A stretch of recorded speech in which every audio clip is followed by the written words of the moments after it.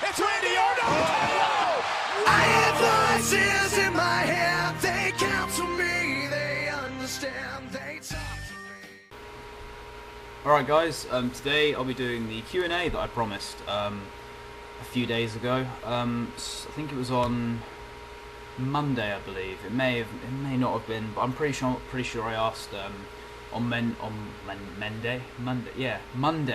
There we go, Monday, for you guys to submit your questions in the comments section of the video where I announced the Q&A. And I got some pretty solid feedback, and I definitely have enough questions to make a video, so I think we just get started, personally.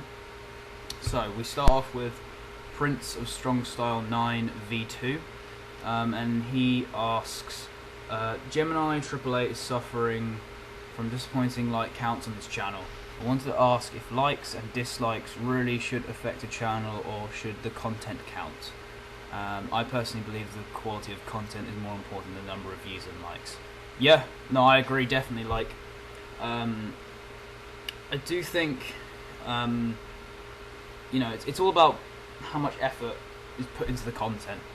It's all about the quality of content, in my opinion. Like, you could put out, you know, 3 videos a day that are really kind of shit quality videos, or you could be one of those people who post, like, you know, once a week, really high quality videos. And honestly, I think that the second option is probably better. So yeah, I think the quality of content is the most important thing. I think the second most important thing would probably be likes and dislikes. Like, I do think likes and dislikes aren't everything, but I do think they are important, because when you click on that video, like, one of the things, for me personally anyway, is I look at the like to dislike ratio, and usually that's an indicator of how good of quality the video is. Sometimes though, to be fair, a video will get, you know, unfairly a large amount of dislikes compared to the likes, which is what some wrestling YouTubers get for some reason. People like, I know Gemini does get that, quite unfairly in some cases. Other people have had it as well, like I know Double ZTV gets it sometimes as well. Doesn't really make much sense to me anyway. I do think views, you know, views I guess are important, but the thing is, I'm not too bothered about views personally. Like, you know, if people do watch my videos, you know, I'm obviously I'm happy. But it's not, you know, it doesn't affect. I'm not too bothered if, say, a video I post gets, you know, 20 views or whatever. I just think, you know, if at least one person is watching my videos, I honestly feel quite proud. So for a lot of my videos to have over 1,000 views and that sort of thing, I just think that's ridiculous and crazy and just unbelievable. So yeah, that's basically what I have to say, really.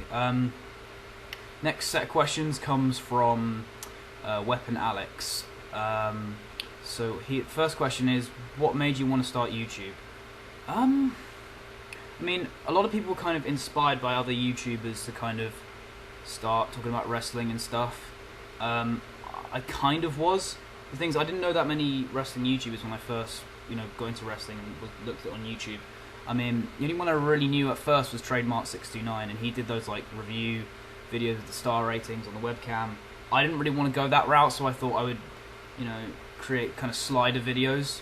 Honestly, I didn't actually know that other people were doing that style of video until I started making them and seeing that other people have done it as well.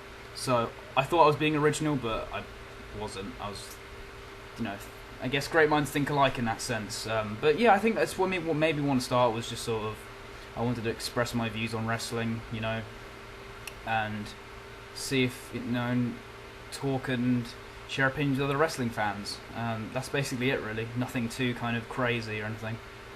Second question, what's your favourite year in the PG era? I'd probably have to go with 2011. I think there's a lot of great stuff in that year. Some really good pay-per-views. Like Elimination Chamber was good that year. SummerSlam, Money in the Bank. TLC was quite good that year. Yeah, some really good shows actually in that year. Some really awesome matches like Punk vs Cena, Undertaker versus Triple H, you know, that sort of thing. Some great moments as well, like Christian winning the world title, that sort of thing. Just, you know, a really, you know, definitely a year where there felt like there was a change in the WWE as well, you know, with CM Punk coming to the top and everything like that. So I think if I was to pick my favourite year in the PG era, it probably would be 2011. His final question, who should Daniel Bryan have faced at WrestleMania 32 if he didn't retire? I really personally would have liked to have seen him face AJ Styles. I think they could have had an exceptional match with each other. You could have had the story of kind of, two guys who are in a position that they really shouldn't be, have had to overcome a lot in their time, both wanting to prove, that they're the best on the grand stage of WrestleMania. And you could go from there. I think Bryan versus AJ Styles would be a phenomenal match, pun intended. Next set of questions from Celtic Bird. What is your opinion on solipsism? Okay, so I'm pretty sure solipsism is the idea that the only person you can prove exists is yourself. If it's not, I apologise, but this is what I think it is. So, going on that basis, I don't really believe in it. I think, there's a lot of, so solipsism is the idea that the only thing you can prove is yourself, and everything around you is an illusion, or it could be something you're imagining. But if that's the case, why would I imagine up stuff that I don't even understand, or things that are just so horrible in the world? I wouldn't.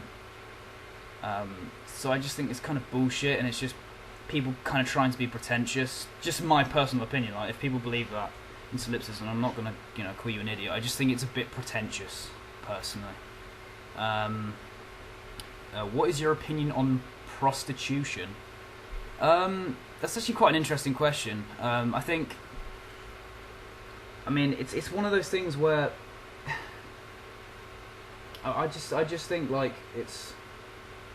it's a bit sad when you kind of come to a case where you're kind of you need the money so desperately, or you want large sums of money so desperately that you kind of just use your body to kind of make money. I think that's quite sad, really.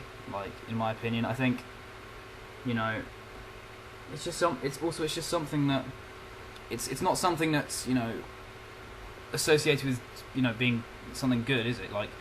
Prostitutes are often associated with being dirty and just filled with STDs and stuff, and it's just not really a good kind of business to get into either, in my opinion. I'm not really for prostitution. I think it's just exploiting women, really. I mean, there are male prostitutes as well, I get that, but I'm just not huge on it personally. If your life was an entire movie, what title would best fit? That's actually a really good question. I think, just off the top of my head, I'd maybe say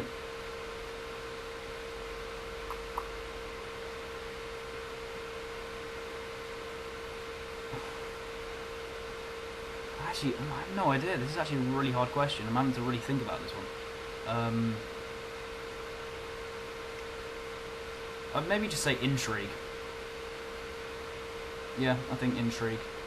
And then he says, where is the line drawn between religion and a cult? That's, again, quite an interesting question. I think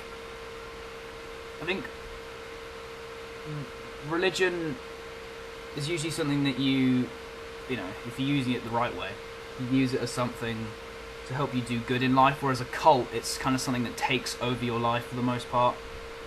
For the most part, again, this does not apply to all cults and all religions, and all people, but I think that's kind of where you draw the line, because religion, the whole point of religion, in my opinion, is supposed to be, you're supposed to use it to do good, whereas with a cult, it's not necessarily the intention.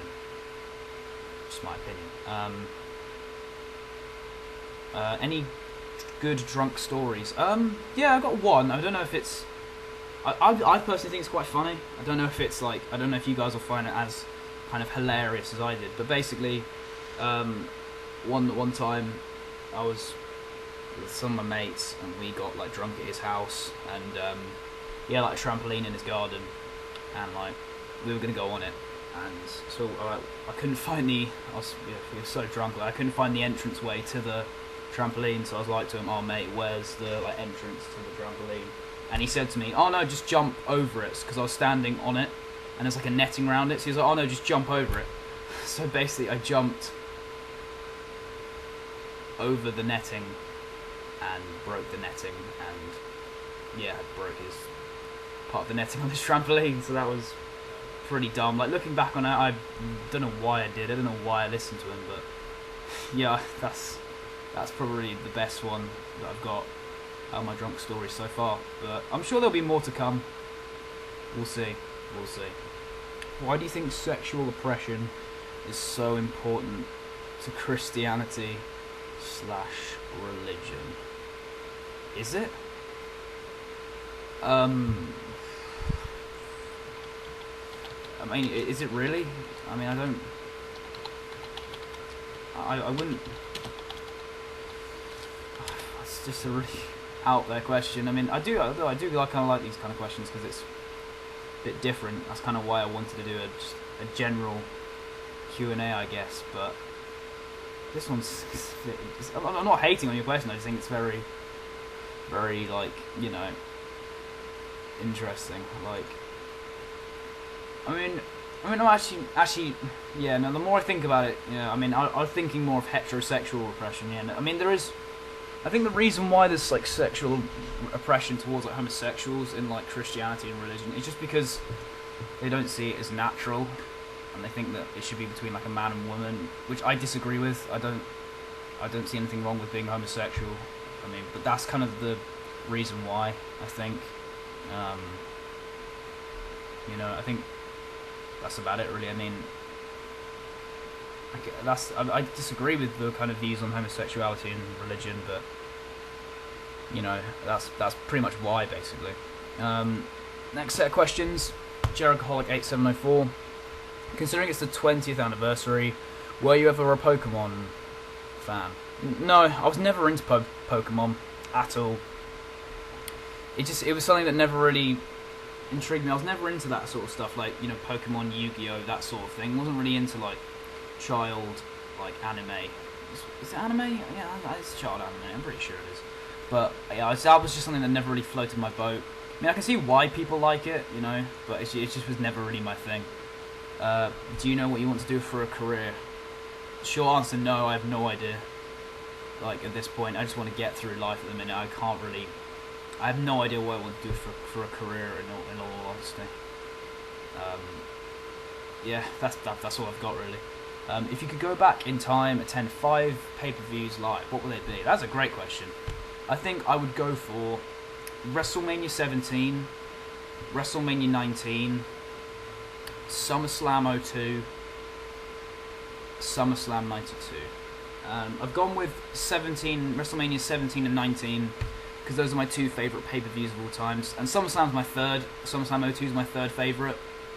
But I would also choose SummerSlam 92, not necessarily because it's one of my favourite pay-per-views, but it's the first ever English pay-per-view, and I would love to have gone to that. I think that was just great. Do you have a favourite book?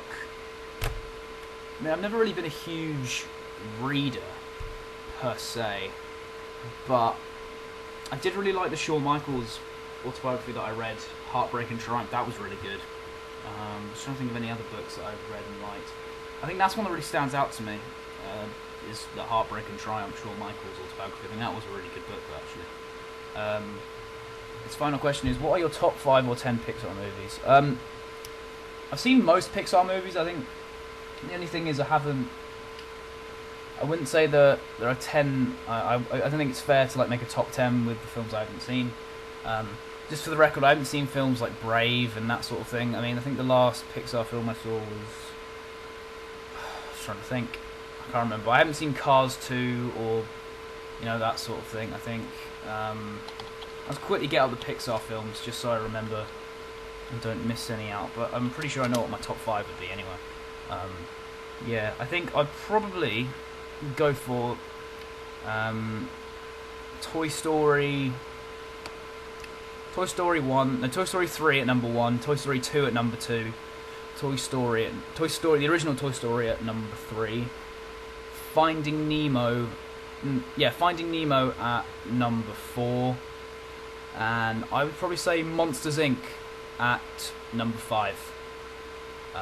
Yeah, so those would be my top 5 Pixar movies. Actually, no, scrap Monsters Inc. I'd put The Incredibles in ahead of Monsters Inc. So The Incredibles and then Monsters. Incredibles are number 5, not Monsters Inc. But yeah, okay, and that's his questions done. Next one is from a good friend of mine, GoPro Vlogs. Do you think they should bring Apollo Crews up to the main roster or just leave him in NXT? By the way, I don't mean now, I mean in a few months. I think Apollo Crews should stay on NXT for quite a bit longer. Not because he's not ready. In terms of in-ring, he's definitely ready. But I still think they need to kind of work on his character a bit. I don't like the fact that he's always smiling and always, you know. I think he needs to be a bit more aggression at times. I think also they're going to keep him on NXT for a while because they probably will want him. They'll probably have him win the NXT title sooner rather than later. You know, I think obviously Joe's going to probably get the belt at TakeOver Dallas, but I think probably Crews may be the guy to take the belt off him, and that'll probably be later down the line. So yeah, I think Crews may be on the roster for the NXT roster for quite a while, but that's not necessarily a bad thing. Next set of questions from Diesel 101 Raw. Would you ever show your face on here? I mean, I've thought about it. It's not that I'm kind of afraid to do so. It's more just sort of when I'm talking to a webcam, I always forget I'm talking to a webcam, if that makes sense, and I just look around while I'm talking, and I don't really look at the lens in my webcam. I've considered it, but I'm not. It's not like, I'm still open to it. I mean, it's all about whether you guys really want to or not. So if you do, guys, let me know in the comment section, because I think that would kind of make me consider it more. Were there any trolls you found funny on the YWC? Short answer, no.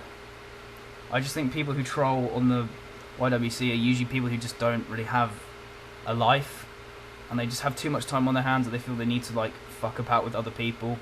I'm not going to name any names. I don't want to like name and shame people because I just don't. I can't be asked to, like, you know, it's kind of what they want me to do, you know, name them and get them attention, so I'm just not going to do that. Have I watched Deadpool yet? No, but I probably will try and get around to seeing it soon, because it does look like a very good film. I've heard great things, but hopefully I will soon. This final question, do you think it was a complete waste that Edge was in his hometown for WrestleMania 18 and his match was with Booker T? I mean, not necessarily. I think the storyline going into it was a bit dumb, or very dumb. But I think if they gave the guys more time, they could have had a better match. I think your best bet, though, was Edge versus Christian at WrestleMania 18, both Canadians, and it was in Canada. That probably would have been the best option. But Booker T wasn't a bad option, per se. It was just a stupid storyline, and they weren't given that much time. Next question, questions from Lundrick. First question, is there a bigger mark on here than you? See what you did there. If you don't know, Lundrick's been making these, like, puns about my name because I'm called Mark, and obviously, you know, like fans of wrestling who, you know, the term wrestling mark. So is there a bigger mark on here than you? And the answer to that question is no. I'm the biggest mark on here, and anyone who challenges me, I'll prove to them why I am the biggest mark on here. To answer your question, his second and final question: top 5 in-betweeners moments. Ooh, I'm glad you asked. I think just off the top of my head. If for those who don't know, the In-Betweeners is like an English comedy program that's hilarious. I would definitely recommend you check it out. I think my favourite In-Betweeners moment, I don't know. I think I'll pick 5, but these aren't in any particular order. The first one is from the episode Home Alone, Series 3, Episode 5, I believe, where basically this Will and his friends are like home alone, and like this old man, they smash up this guy's garden, and like they smash up this guy's garden and they get completely drunk, and it's hilarious. And like basically the next morning, the guy whose garden they smash is like trying to get into their house and stuff, and then this old woman, their neighbour, like goes to check up on them. She like comes to the door to like, and she has like a key, and she's opening the door, and like Will kicks the door into her face, and you just see her fall over, and he just crawls on the floor and goes, "Fucking Mr. Spring It." I find that hilarious. Another one is when Simon and Will are incredibly drunk and they have to babysit this kid who's like the brother of Simon's like crush, Carly, and he basically Simon throws up all over her brother. Yeah, it's fucking hilarious. Another one would probably be when basically Will goes out on an all-out rant. Basically, they go to this theme park and they they queue specifically to get the front seats of this ride called the Nemesis Inferno, and there's only room for one more in the front. And like Will has a massive go and try like as to why shouldn't the people be moved, and he has this massive rant and calls them like idiots and assholes. And then when he goes to sit down to next to them, they have like Down syndrome, and it just you just feel so bad, but it's hilarious at the same time. I think another one would be when you do the fashion show, and Simon's like a model for the fashion show, and he has to wear like these speedos, and he's so nervous that he doesn't realise that one of his testicles is hanging out. That's really funny as well. So we got one more. I lost count there for a second. And I think probably to round off the top 5, I would probably go for just trying to think. Bus wankers. Love that. Basically, Will and Simon and Jay and Neil, they're all driving in the car, and then Jay rolls down the window, just shouts at these people who are waiting for a bus wankers. Don't ask why, it's just hilarious. In context, it works. So those are my top 5 in-betweens moments. Next set of questions, and final set, from Combatant Warfare. Yeah, I'm pretty sure that's how you say it. His first question is, what is your favourite NXT pay-per-view? TakeOver Brooklyn, great show. Fantastic women's match, fantastic ladder match. Great opener. It's a solid card overall, and a really fun show to watch as well. What do you think is the most underrated pay-per-view of all time? Ones that come to mind are Extreme Rules 2014. I personally really love that show. I know not everyone does, but hey. Judgment Day 2002, I really like. Just trying to think of other pay-per-views. Yeah, those are the two that really kind of stand out to me. I'm trying to think of... Yeah, I think those two are really underrated pay-per-views. What do you think is the most overrated pay-per-view? As the final question. SummerSlam 2005, definitely. I've seen people call it like one of the greatest SummerSlams and one of the greatest pay-per-views of all time. I disagree completely. Like, there are two really good matches on there, like Eddie Guerrero versus Rey Mysterio, and Cena and Jericho are good matches, and you know, Orton and Undertaker had a good match, but the rest of the card, in my opinion, just fell flat.